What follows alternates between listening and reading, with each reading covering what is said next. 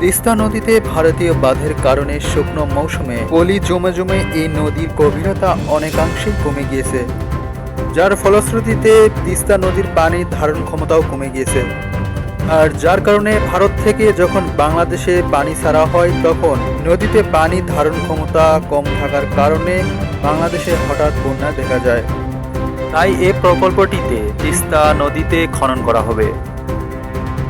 অন্য আরও একটি রিপোর্টে বলা হয়েছে তিস্তা নদীতে 10 মিটার পর্যন্ত খনন করা হতে পারে। এরপর আসুন নাম্বার 2, 8টি বাঁধ নির্মাণ করা।